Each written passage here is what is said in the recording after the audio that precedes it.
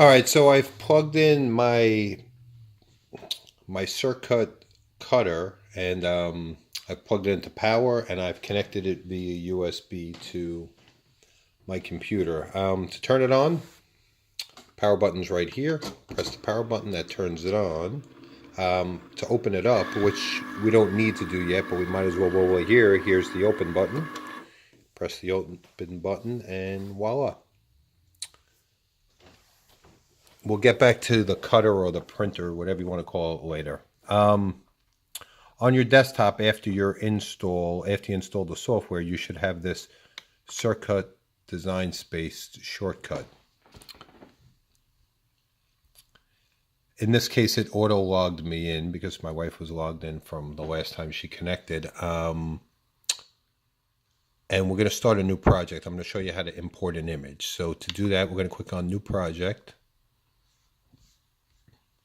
I'm going to click on Upload, and we're going to upload an image. And you could either browse to the file or drag and drop. I actually have mine right here, so I'm just going to drop it in. You could browse to it if you know the location. Either one will work. Okay, so now you have a couple of different choices. Depending on how complicated your image is what you choose. In this case, this is a custom image that I created.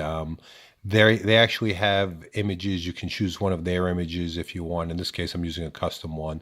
It's a single color. I'm going to use simple. Once you click on that, you choose continue. I'm going to expand this to make it a little bit bigger for you. Now here, this is where you get to erase the background, because obviously you want to print what you want to print and not the background. So I'm going to click on here, which will remove most of the background. But if you look, I'm going to zoom this in a bit so we can see a little bit better. There are still other cutouts that we need to erase. In order to erase them, you highlight them and you click, excuse me, I'm staring at the screen, not at my mouse. If you left click, it will remove them. If you do not remove them, then it's not going to cut those out. So your A is going to be filled in. It's going to look more like an O and things of that nature. So you do need to spend a minute and go through here and remove all that. In this case, we're doing a custom one for my aunt and uncle for their anniversary. They've been together 50 years, God bless.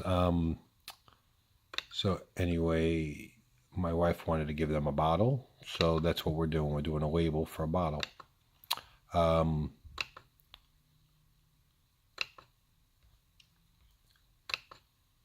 We're going to keep doing this until we get everything out that we want to get out, which we're almost done now.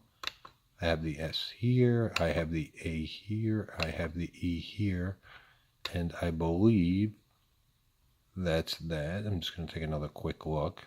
Okay, once you have the parts erased that you need to, you click continue again. And on the next screen, now you have two options. You could save as print, then cut image, or save as cut image.